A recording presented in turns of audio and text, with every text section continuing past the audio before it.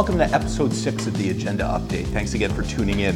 We've got 2 meetings coming up next week that I want you to be aware of. So on Monday, April 15th at 6 o'clock in Council Chambers, it's the full-fledged council meeting. So I will delve into that and try not to hit the table too hard. I will delve into that in detail. That is going to be the bulk of what we discussed today. And then Wednesday, April 17th, the following Wednesday, is the Environment, Transportation, Public Safety Standing Committee meeting. So that's in Council Chambers again at 4:30 p.m. You can stream all these things at the link below. I'll give you the agendas and everything like that. So let's get into the council meeting. So again, Monday at 6 o'clock. So there's a ton of stuff on here. We've already covered a lot of this in previous agenda previews. I'll allude to that a little bit.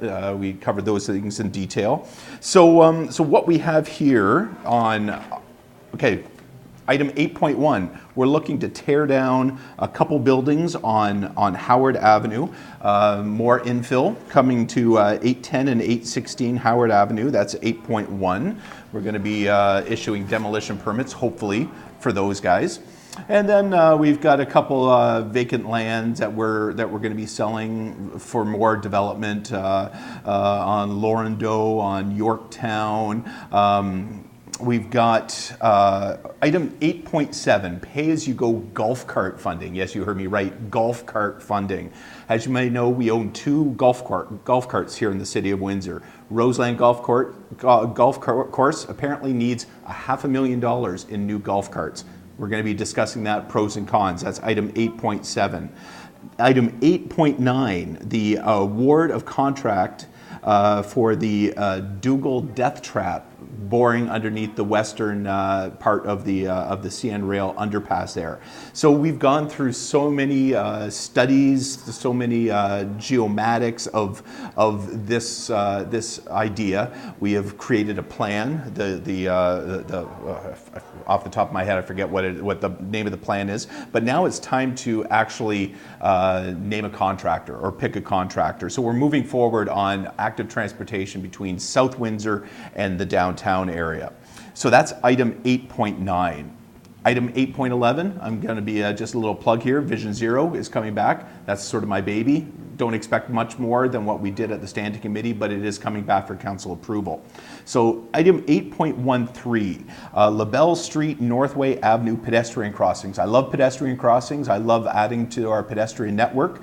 This is right by Bellwood School, so trying to get the students there safely. So that's coming up. Item 8.13. 8.15, we talked about it before. It's the expansion of a Chris Taylor Auto Sales, Automax on Tecumseh Road. That's coming back for council approval, as is, sorry.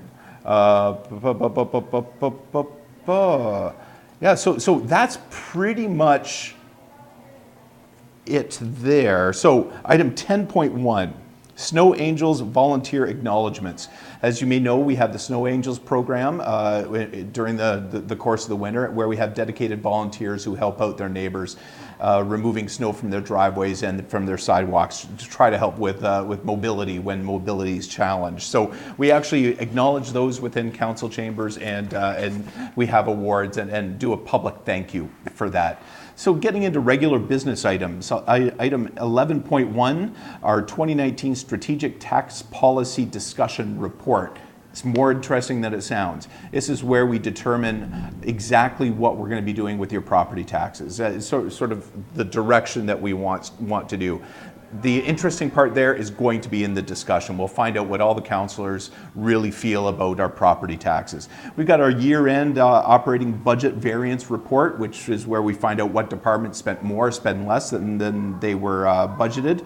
And then coming back, the never-ending pedestrian crossing out in South Windsor. Councillor McKenzie does a great job with this zombie issue. It's coming back again. The Karen Avenue crossing Cabana Road public or pedestrian crossing.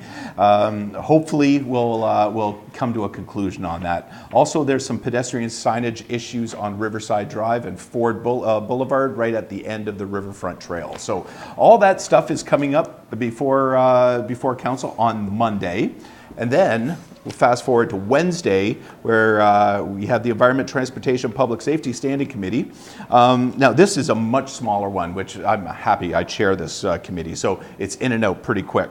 So we have the Riverside Drive, Ford Boulevard pedestrian additional signage. It might seem confusing because we're accepting a report in council, but then we're dealing with additional options there. There's a lot of pedestrians that want to cross Riverside Drive. Riverside Drive, as you know, is a very busy vehicular pathway there. So we need to make it safer for pedestrians that want to utilize the Riverfront Trail, and we're going to be discussing that. So that's in Ward 6. That's item 8.1 on the Environment, Transportation, Public Safety Standing Committee. 8.2, the Global Covenant of Mayors for Climate and Energy and Carbon Disclosure Project results. That sounds like a lot, but it's basically a scorecard. We've basically joined with cities and mayors across the globe in trying to come together for climate and energy and carbon disclosure, it's great that the City of Windsor is doing this. We actually are doing fairly well so far when it comes to climate change and adaptation. And then item 8.3 is actually our climate change adaptation final report. So this, climate change adaptation is cross-disciplinary. It crosses so many boundaries, so many departments within City Hall. It's a very difficult and complicated animal to beat. And we have our final report coming on Wednesday. So please dig in a little bit more. If any of these things have interest to you, full agendas are below, as well as if you want to watch from home. And I encourage you to do so. Contact us, contact your councillors, contact the mayor of the standing committee, and have your say. Thanks again for watching.